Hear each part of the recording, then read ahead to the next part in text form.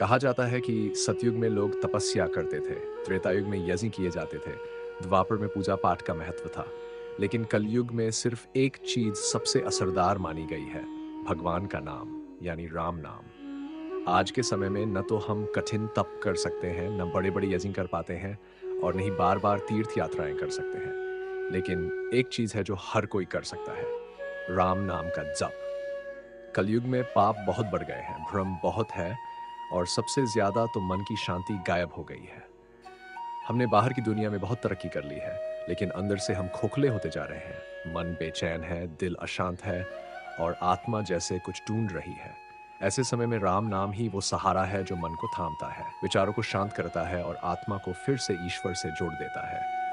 भगवान शिव ने एक बार माता पार्वती से कहा था, हजार नामों के जप से जो फल मिलता है वो केवल राम नाम के एक बार जप से ही मिल जाता है।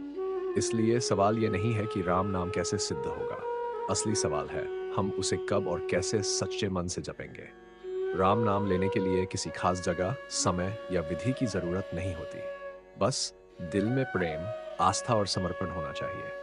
जब आप रोज सुबह उठकर एक बार भी दिल से राम कहेंगे, तो मानिए उस दिन की शुरुआत बहुत शुभ हो गई। और अगर रात को सोने से पहले राम का नाम मन में ले लिया, तो वो नींद भी तपस्या जैसी हो जाएगी।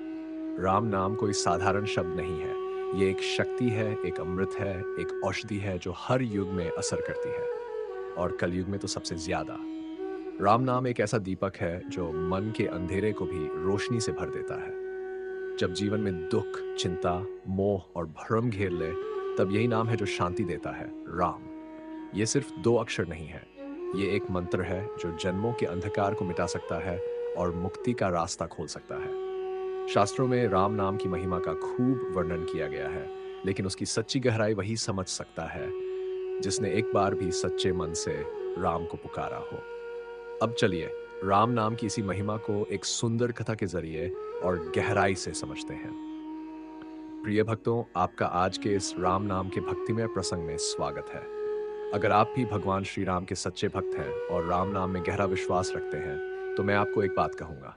अगर आपने ये वीडियो अंत तक ध्यान से देखा या सुना, तो आपके मन में राम नाम के प्रति जो श्रद्धा है, वो और भी गहरी हो जाएगी। और अगर वीडियो देखने के बाद आपके दिल को शांति और भक्ति की अनुभूति हो, तो कृपया कमेंट बॉक्स में राम नाम लिखकर अपनी भावना भगवान को अर्पित जरूर करें। तो चलिए प्रभु श्री राम का नाम लेकर और उनका आशीर्वाद लेकर इस सुंदर कथा की शुरुआत करते हैं। ये बात बहुत समय पहले की है।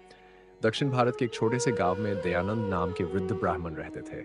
उनका जीवन बहुत ही सरल था और स्वभाव शांत। उनकी एक आदत थी, हर सुबह सूरज निकलने से पहले नदी किनारे बैठकर राम नाम का जाप करना।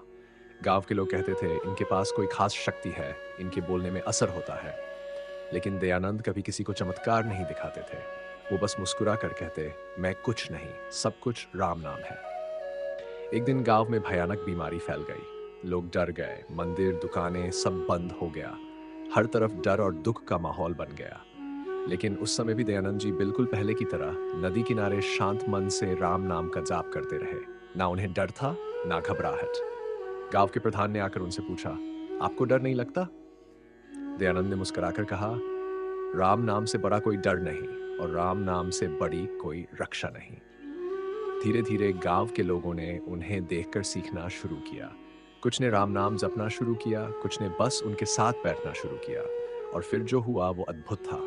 जहां बाकी गांव बीमारियों से घिरा था, वहीं राम नाम की गूंज वाले हिस्से में लोग स्वस्थ और शांत थे। कोई चमत्कार नहीं हुआ, बस श्रद्धा, भक्ति और राम नाम का प्रभाव था। राम नाम कोई साधारण नाम नहीं है। ये उस पुरुषोत्तम का नाम है जो धर्म, प्रेम और सत्य का प्रतीक है। इस नाम में वो शक्ति है जो रावण जैसे अहंकारी को भी सही रास्ता दिखा सकती है, जो समुद्र को भी पुल बनने पर मजबूर कर सकती है और जो वानरों की सेना को भी देवता जैसा अनुभव दे सकती है। तो फिर हम क्यों न जपें उस राम का नाम? क्यों क्यों न अपने दिल में उस नाम की ज्योति जलाएं जो कभी बुझती नहीं। राम नाम जपिए सच्चे मन से, क्योंकि यही नाम है जो अंत समय में भी साथ देता है। जब बात आती है राम नाम की, तो हमें सिर्फ शब्द नहीं बल्कि उससे जुड़ी जुड़ी भक्ति, श्रद्धा और समर्पण को भी याद रखना चाहिए। रामायण में कई पात्र आए, राजा, राक्षस, ऋषि और योद्धा, लेकिन एक गरीब नाविक केवट की भक्ति सबसे अलग थी। वो एक आम इंसान था, लेकिन उसकी भक्ति इतनी सच्ची थी कि भगवान श्री राम भी झुक गए। ये कहानी आज भी दिल को छू लेती है। जब श्री राम, माता सीता और लक्ष्मण के साथ वनवास पर निकले, तो उन्हें एक दिन गंगा नदी पार करनी थी। वहां एक नाविक खड़ा था, एक साधारण केवट, लेकिन उसका दिल बहुत श्रद्धा से भरा था।